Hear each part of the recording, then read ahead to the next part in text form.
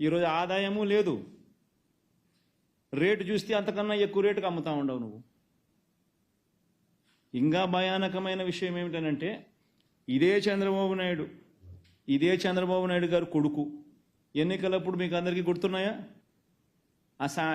ఇసుక స్టాక్ యార్డ్లకు పోయి సెల్ఫీలు దిగారు. ఇసుక కొండలు ఇసుక గుట్టలు అని చెప్పి సెల్ఫీలు దిగి ఫోటోలు దిగినాను. మీ అందరికీ గుర్తుండే ఉంటుంది అందరికీ కూడా.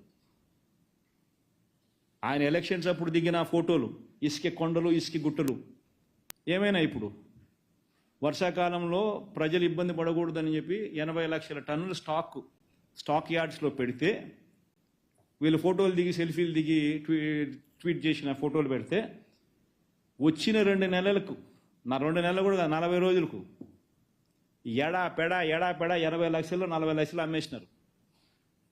ఎవడోడు పరిధిలో వాడు ఎమ్మెల్యే పరిధిలో ఆ ఎమ్మెల్యే ఆ ప్రాంతానికి సంబంధించిన లీడర్లు లెఫ్ట్ రైట్ సెంటర్ వాళ్ళ మీద యాక్షన్ తీసుకోగలుగుతాడా ఈ మనిషి?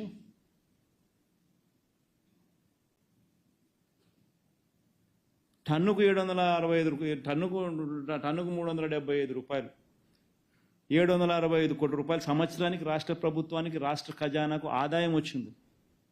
ఈరోజు ₹1 రాష్ట్ర ఖజానాకు ఆదాయం రాకపోగా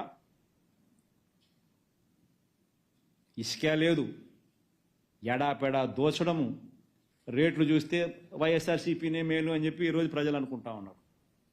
వైఎస్ఆర్సీపీ టైంలోనే రేట్లు తక్కువగా ఉన్నాయి, ఈయనేమో ఉచిత ఇసుక అని చెప్పి ఈయన చెప్పినాడు. నేనేమో ఇల్లు కట్టుకోవడం ఆపేసిన 2 రోజులు, ఆయన ఉచితంగా ఇస్తాడు కదా ఇసుక, అంత నాకు డబ్బు మిగులుతుందేమో అని చెప్పి తీరా ఆయన ప్రభుత్వం వచ్చిన తర్వాత నేను ఇసుక కోసం పోయేసరికి రేటు చూస్తే అప్పుడు వైసీపీ టైంలోనే రేట్లు తక్కువ ఉన్నాయి, ఇప్పుడు ఎక్కువ రేట్లు ఎక్కువ ఉన్నాయని చెప్పి ప్రజలు అంటారు. వాస్తవం కాదా నేను చెప్పేది? కళ్ళ ఎదుట కనపడుతుంది దోపిడీ. ఆయన ఏలెత్తి ఇంకొకరి మీద చూపిస్తాడు. కళ్ళ ఎదుట దోస్తూ ఉన్నారు. స్టాకులు లేవు, దోచేయడాలు, రాష్ట్ర ప్రభుత్వానికి వచ్చే ఆదాయం పోయింది. ఏలెత్తి చూపించడము, ఆరోపణలు చేయడము, దోచేయడము. చూడండి వైట్ పేపర్లు అనేది ఏం వైట్ పేపర్లు ఒకసారి గమనించండి. రాష్ట్రంలో గనులు లీజుల గురించి చంద్రబాబు నాయుడు మాట్లాడాడు. రాష్ట్రంలో గనులు లీజుల గురించి మాట్లాడుతూ పెద్దిరెడ్డి రామచంద్రారెడ్డి అని ఆయన మీద బండేయాలని చెప్పి విపరీతంగా ప్రయత్నం చేస్తూ ఉంటాడు. పెద్దిరెడ్డి రామచంద్రారెడ్డి ఈయన చిన్నప్పుడు క్లాస్మేట్లు. అప్పుడెప్పుడు పెద్దిరెడ్డి రామచంద్రారెడ్డి కాలేజీలో ఉన్నప్పుడు చంద్రబాబు నాయుడు కొట్టినాడంట. ఆ కోపాన్ని ఆయన ఎప్పుడు తట్టుకోలేడు, జీర్ణించుకోలేడు.